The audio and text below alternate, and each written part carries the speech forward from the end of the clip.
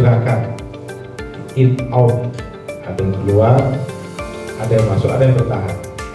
Nah, tadi ada yang menarik ketika dua hal yang paling penting, warga yang pindah secara fisik tapi administrasi belum update. Yang kedua adalah warga yang pindah tapi tidak tahu kemana pindahnya. Alhamdulillah ada sekitar 850 orang yang pindah secara fisik dan administrasinya sudah selesai. Ini saya kira satu hal yang perlu kita syukuri. Tapi ada dua poin tadi yang penting untuk dijadikan bahan buat kami di DPRD maupun di Kesbangpol yang harus kita nanti koordinasikan dengan Disduk Capil, karena ini mengenai berbagai hal, tidak hanya hak warga negara terhadap hak politik, tapi juga hak warga negara atas pelayanan dasar dari pemerintah.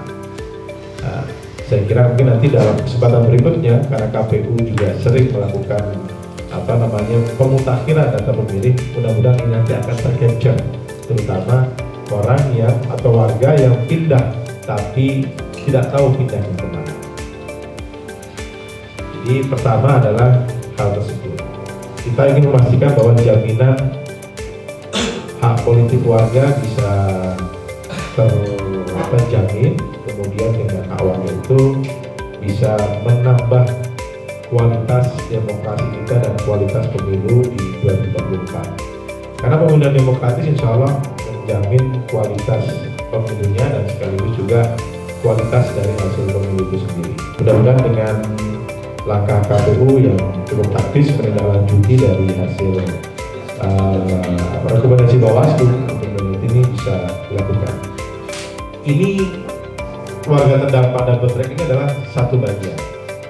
Sementara 68 kelurahan warga yang ada di sana itu adalah total keseluruhan. Sehingga sampai dengan nanti tahapan akhir menjelang pemilu, kita perlu sama-sama kolaborasi, baik dari partai politik, kemudian juga dari DPRD, dari pemerintahan, membantu KPU dan Bawaslu untuk selalu memutakhirkan data pemilih, sehingga kita harapkan sangat minimal warga yang tidak tercapture atau tidak terekam sebagai pemilih. Kita ingin upayakan agar semakin banyak warga yang punya hak terdaftar dalam daftar pemilih tetap nantinya itu bisa diberikan haknya untuk memilih. Apa berhubungan dengan hajat hidup partai politik sebenarnya? Kalau kemarin kalau kita bicara dengan pemerintah daerah, kita bicara tentang hajat hidup warga Kota Bogor, kaitan dengan pelayanan, kaitan dengan hak-hak warga negara dan sebagainya.